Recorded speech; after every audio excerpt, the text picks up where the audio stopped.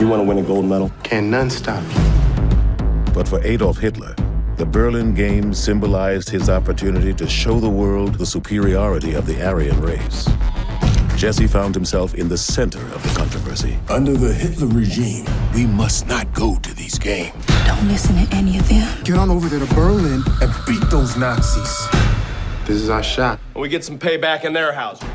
Were you surprised that like all this news and the news about Oscars and everything kind of came out right before this? Oh, very surprised. Yeah, because I thought it was relevant just based on the last Olympics in Russia and the discrimination against homosexuality. Yeah, like that, because I was like, oh, this is still a relevant story. And then lo and behold, like, I mean, what are the odds? You know, like, because this is, and it's not a good thing in the sense that that the issues still exist. Yeah. But at least it adds a positive light and a positive outcome to the situation. Yeah. You know, but yeah, there's no way to anticipate that, and nor did we have anything to do with it from a promotion standpoint. You know. Just to clear the air. No, but I'm with you, and yeah, it's the exact same question. How was it shooting in Montreal and taking on this character of Coach Snyder, who is historic? Yeah. No, I mean, Coach Snyder, you know, I mean, Larry Snyder is nowhere. I mean, he's, you know, Jesse's the icon, right? So like, no, there's not much out there about Larry. So that was fun to portray and sort of put my own sort of like opinions, which aren't too dissimilar from Larry's in a lot of ways.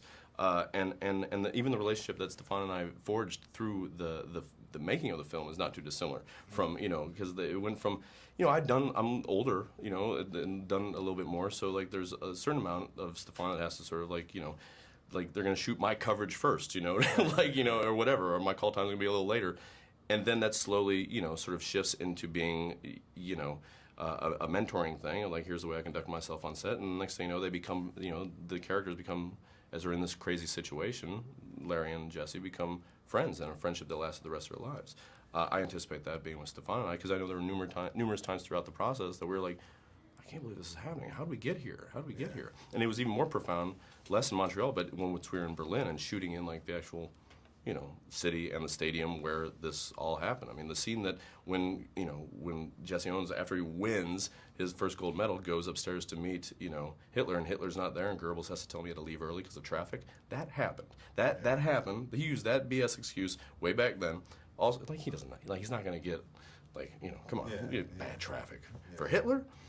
Yeah.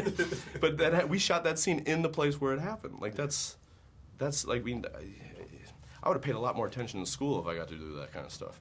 You know, like, got to go there. That's why it was the ultimate field trip. You know, it was crazy.